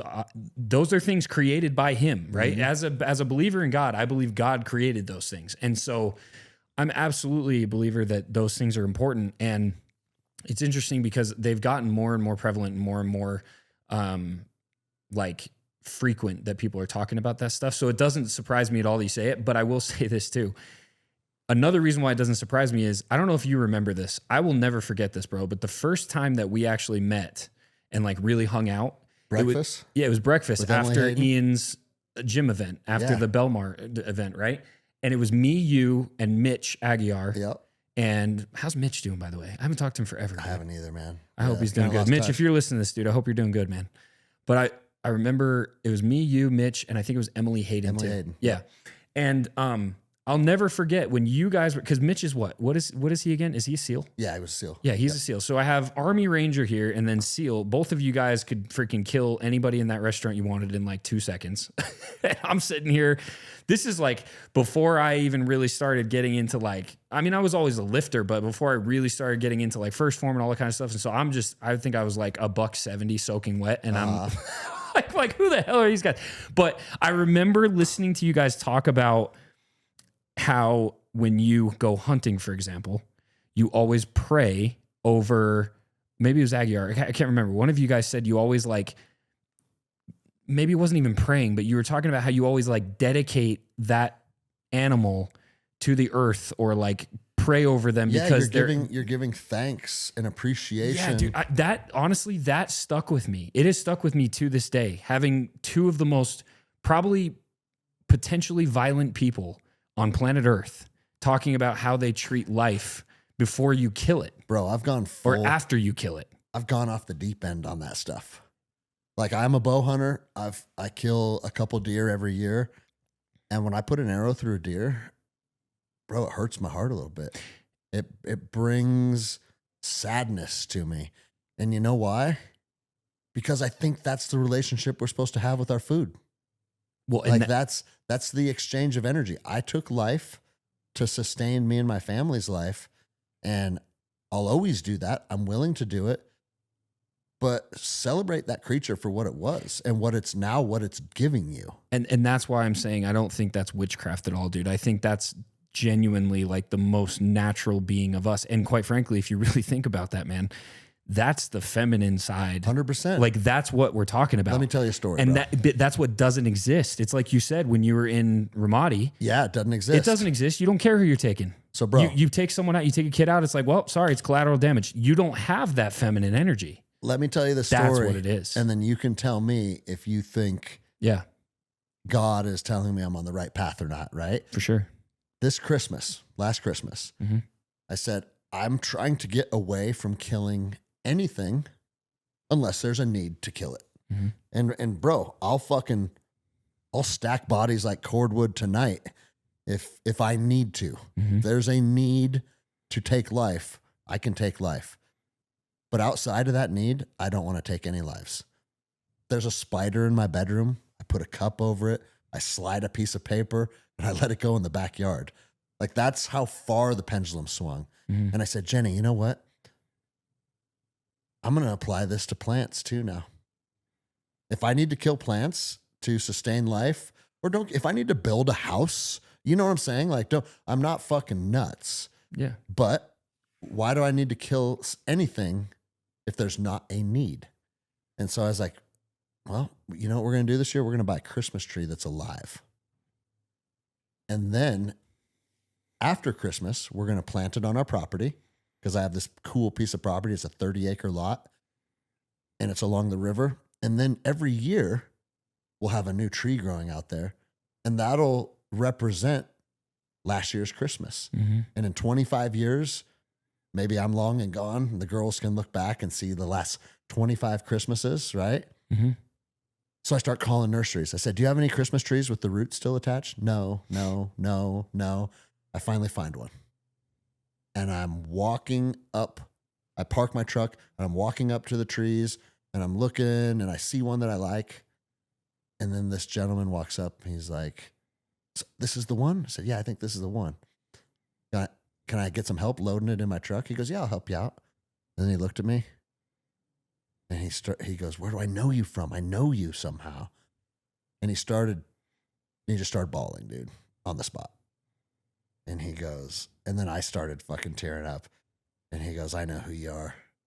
You're the police officer that saved my life when I had a heart attack in Seattle. Dude. Bro, I resuscitated this guy with CPR.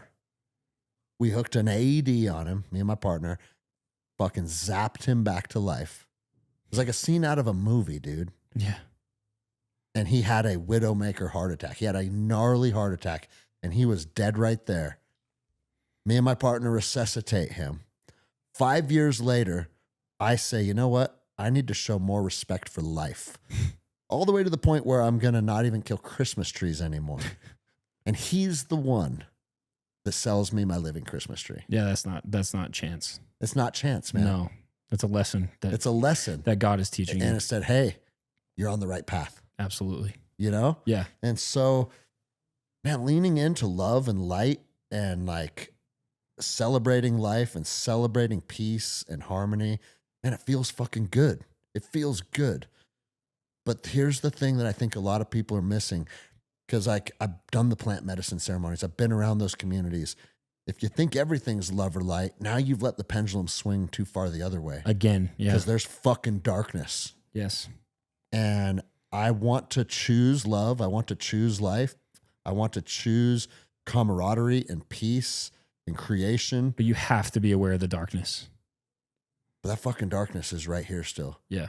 And if I need to reach into my back pocket and pull that version of me out, he's right fucking here. And I think, again, like we said, we both said it multiple times, I'm not telling your listeners I have it figured out, because when I'm 60 years old, I'll say 44-year-old Greg was just starting to put we'll some do things another together. podcast when you're 60. You know? But hey, dummy, you missed this, you missed that. Like, yeah. don't get me wrong. And again, like, neither one of us appreciate that guru energy, because when another man acts like he has it all figured out, There's no such that's thing. usually a sign that he's full of shit. I'm on a path that's working for me. Yeah. I'm on a path of learning and empowering myself and empowering my community. And I'm seeing the value in it, and I'm seeing it come together, and it's working. And the power that's being derived from this new path, it's fucking palpable, man.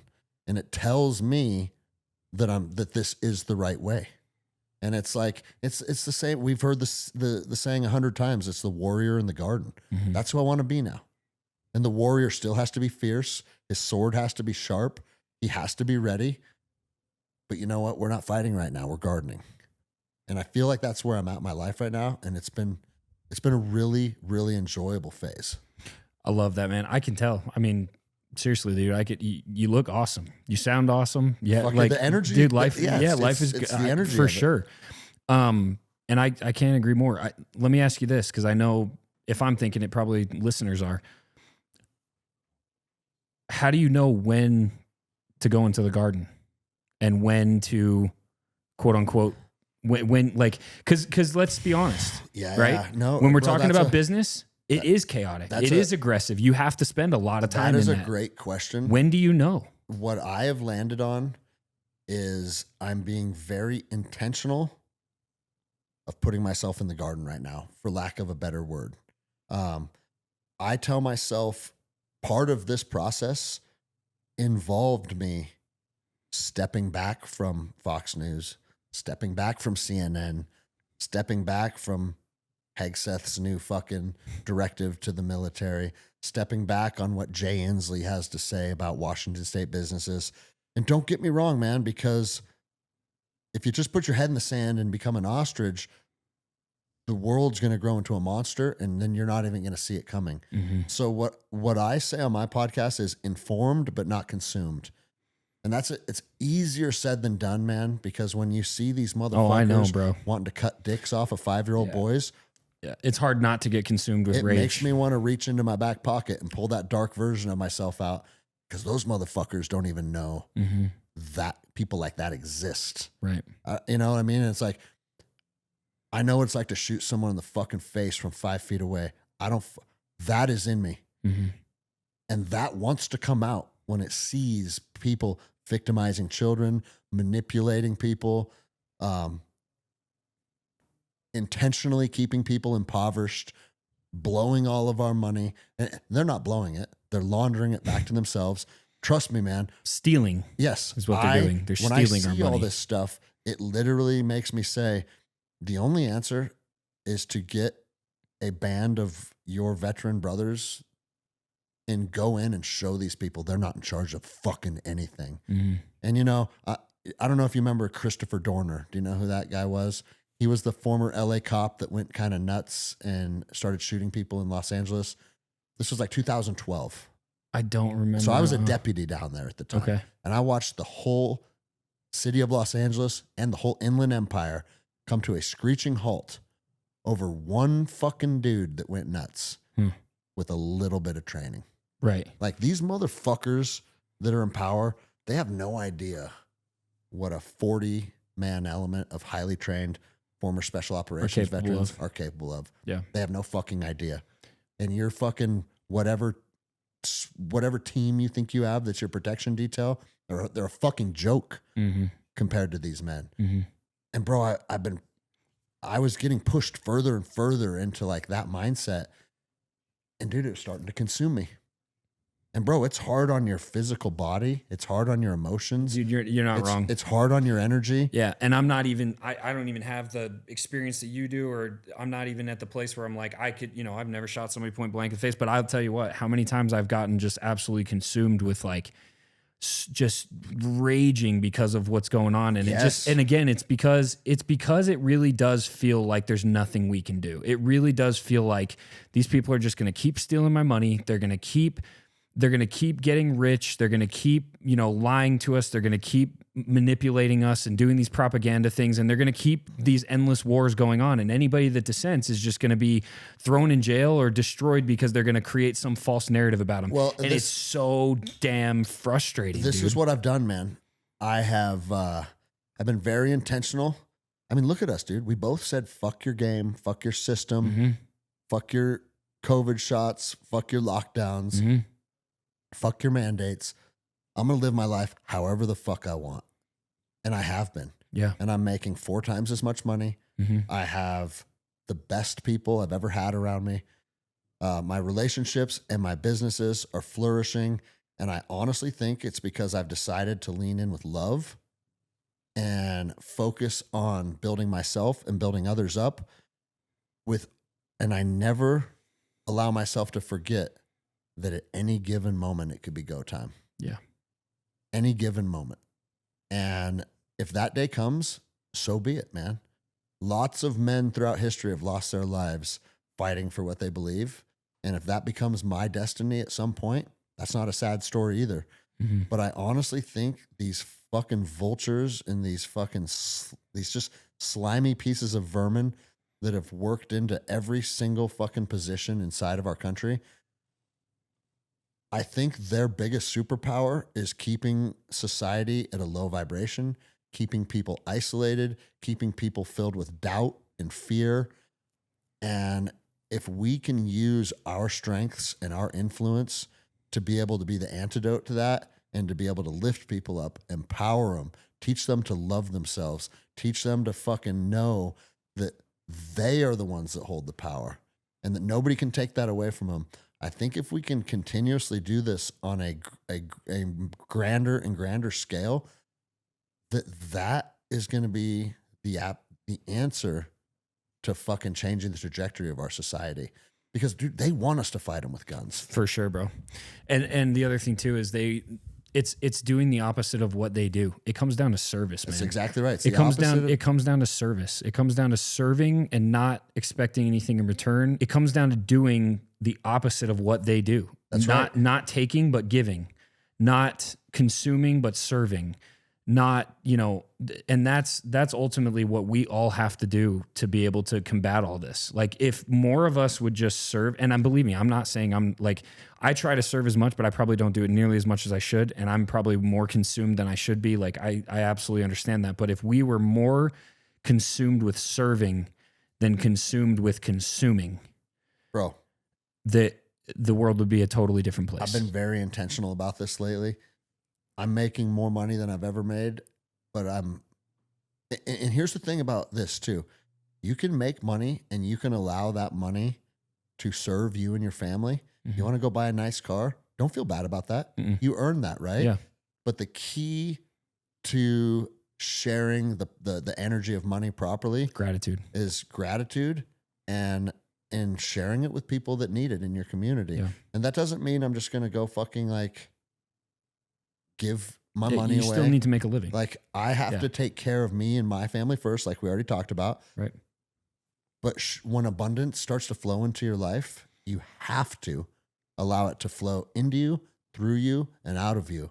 And when that abundance starts to cycle within you, that's when it starts to grow more. That's literally the law of the harvest. That's exactly, dude. It's the law, or AKA the law of abundance. Yep. The more you give, the more you receive. And it's a constant circle. Like an easy way to think about it is like hold your abundance in an open hand, right? Now, when I have my hand open, I can receive and you can give and I can give. Yeah.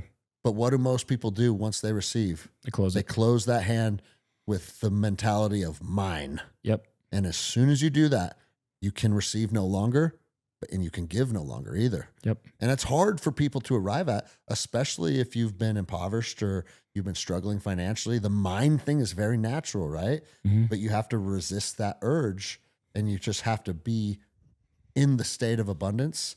And dude, again, I know people hearing this might think it sounds like some hippie woo-woo shit. It's the truth. No, I don't think so. It's the truth. I think people, especially nowadays, dude, I think it's becoming more and more prevalent and more important to understand that this is the kind of stuff that people need to hear and they need to consume, because it's true, man. I mean, even like I said, there's so many times, not even I am one of those people that's like, I allow myself to get consumed with this stuff quite a bit because I feel a calling to raise awareness. I feel like I've kind of put myself in a place now where I am responsible for raising awareness and being a voice of reason for people, but also like a voice of truth. Yeah.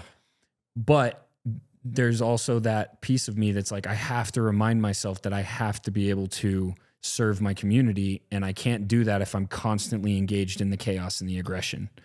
And Bro, that's the hardest. I think that's the hardest thing. And I think everybody would agree that's listening. Like, it is so hard to go from that chaos and aggression to the love and the nurturing and to figure out, what that balance is, right? Especially as men. The fact that we're even talking about it, thinking about it, that's the first step of implementing change, though.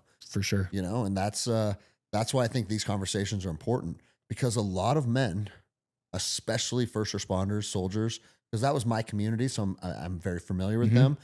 It's chaos all day at work, and then they get home and it's chaos at their house. Yeah. There's abuse, there's addiction, there's just negative energy. There's not, a lot of times they are frustrated with all the same shit we're frustrated with. You get home from being frustrated at work, you sit down, you turn on CNN, and now you're frustrated with a bunch of stuff that is outside of your capacity to change. Yeah.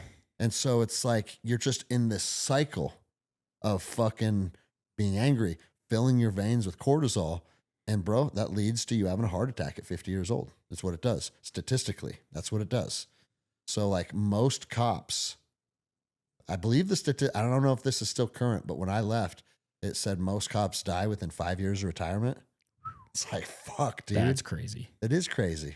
Well, dude, I appreciate you coming out here. I appreciate the conversation. This has been awesome. I know it's going to help a lot of people.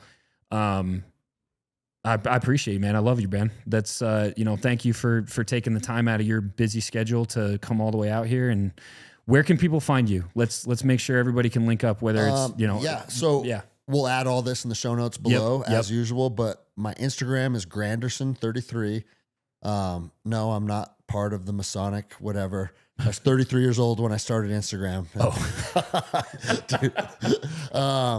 But yeah, that's my only social media that I really interact with.